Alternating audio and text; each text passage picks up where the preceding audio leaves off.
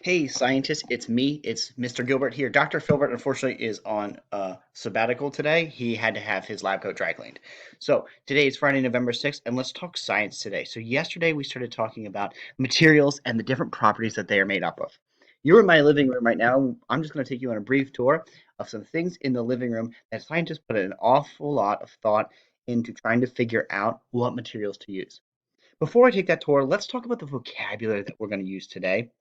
So let me pull up this document which we can reference and look at some of the vocabulary words that we're going to talk about today. So several words we're going to talk about. The first word is flexible and rigid.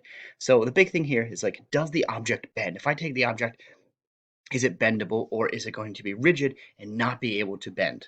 Okay. Let's take a look at the next word here, hard and soft. Can I stretch it or is it squishy? And then there's another word called absorbent, water resistant. Does it suck in water? Like sponge would be an absorbent um, material or object because it would soak in water, right? We're going to talk about the color of the object. Maybe it has a specific color for a reason. Maybe it doesn't. Sometimes it doesn't. And then let's talk about the texture. What does it feel like when you rub your hands against it? So as we talk today about several different objects, let's take a look at some things in my house and talk about the scientific purposes behind them. So let's go and let's take a little field trip over to the corner of our room. And back in the messy toy corner, we have a trampoline.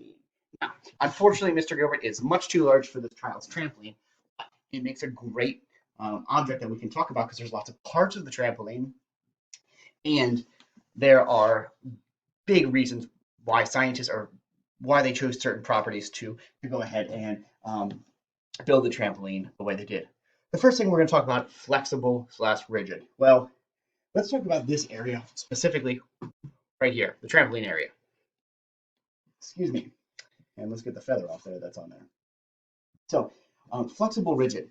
Rigid means is it stiff? Like, can it bend? Well, let's take a look. I'm not going to get on this, but I'm going to show you right? It's bendable. It's not rigid, so we would call it a flexible object. And the reason that scientists obviously designed this trampoline like this is because, for example, my daughter gets on here, she holds onto the bar, and she just goes to town. And it wants the scientists that built this and designed this want the person on this trampoline to be able to jump into the air. If it was not flexible and if it was rigid, let's say made out of like something hard, uh, and rigid like wood, when my daughter would jump, it wouldn't spring back. Okay, so she wouldn't be able to bounce on it. All right, so here we go. We have a flexible object.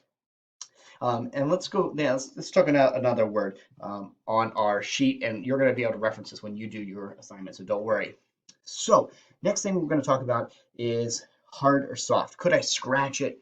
Um, well, I'm going to tell you this one right now. Like if I take a sharp material, let's say I take my nail and I go, yeah, it's not going to do much damage, but could I scratch it if I go out to the kitchen and get a pair of scissors or a knife from the kitchen? Don't do this at home, please. And scratch it. Yeah, it's going to scratch. I'm even probably going to take this little logo off here, and unfortunately, it's going to ruin it. But I'm not going to do that because I want to ruin our trampoline. Okay, so we said it's probably scratchable, so it's probably pretty soft, right? It's not very hard. It's definitely flexible, and we're able to do, this whole kind of thing. Um, let's talk about absorbency. Can it suck in water? Well, I don't know if you can see this. Let me grab the laptop here, and let's zoom in. Whoops. Zoom in here. I don't know if you can see. There's all kinds of little holes here. It's probably a little granular, a little grainy, so it's probably a little hard to see. But there's all kinds of little holes on the trampoline, and that's going to help it with the material that's made of. It's going to make it flexible, right? It's not rigid. Woo! I wish I could get on the trampoline right now, Mr. Scott. I need to come to your place and back to the trampoline. But unfortunately, if I pour water through this, it's going to go. It's going to go right through. It's going to go right down onto the floor. Again, we're not going to try this because we don't want to get the hardwood floor all full of water. But you know that something that has holes in it, it's not going to absorb water. I mean, again, scientists designed this trampoline with purpose. Color. Now, this specific trampoline, I don't personally think that a scientist designed this with a color in mind. I think it was probably made red, white, and blue because that's the design of the little Tykes logo.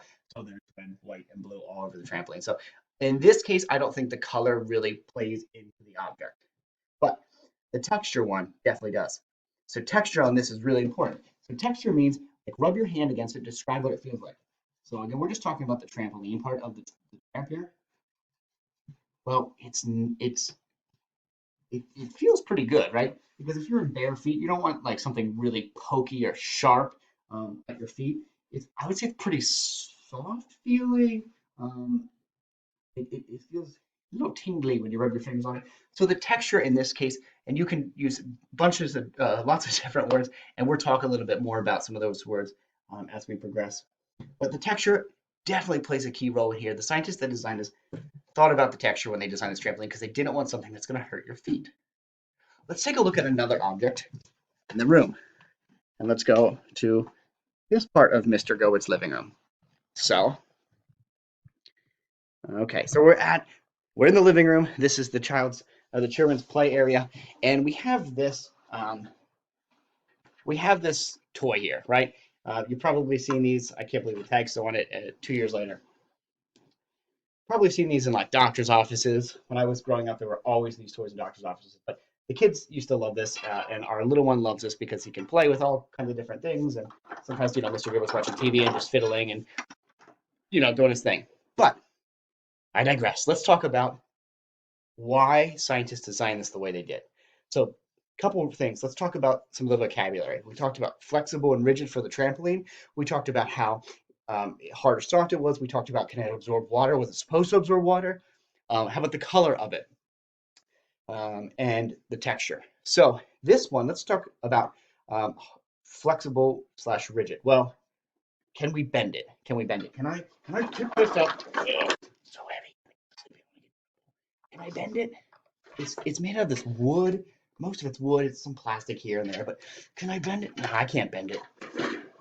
I mean, this thing was made to withstand serious punishment from my children. I mean, they are rough with toys. Jude loves to like just sink his chompers into things. This thing was made for that. It was made so children can just literally beat it up.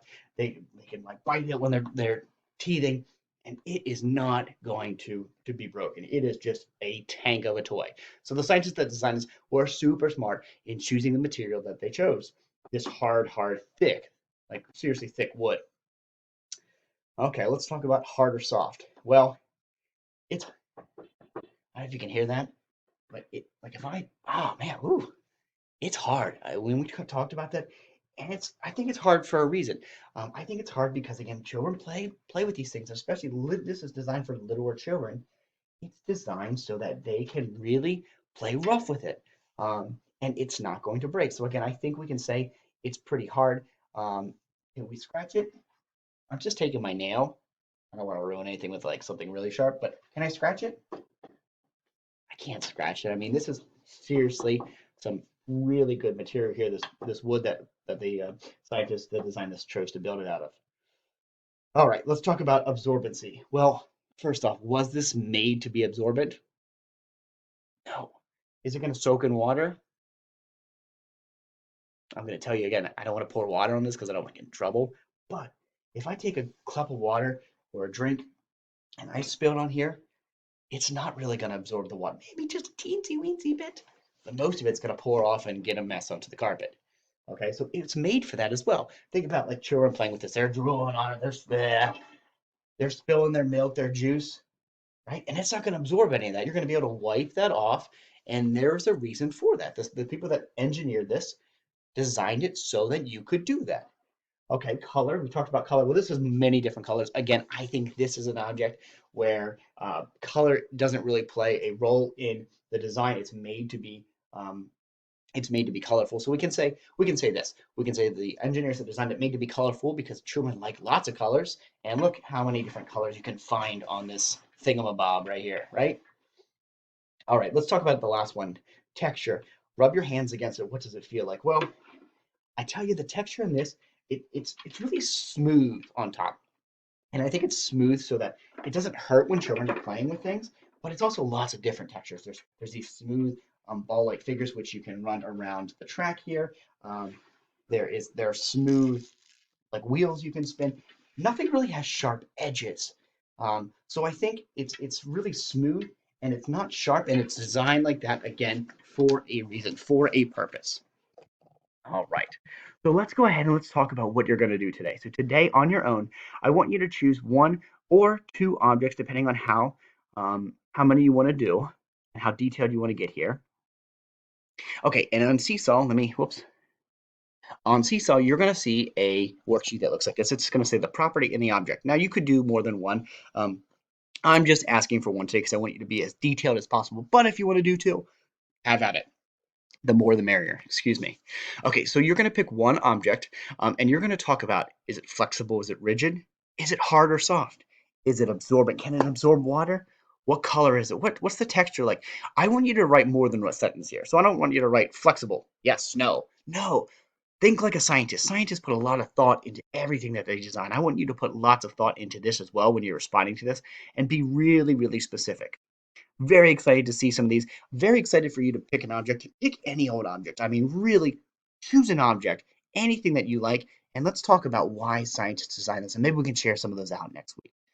All right, everyone. Well, I hope you had fun today with science, and I will see you all back next week for some science on Thursday. Bye, everyone.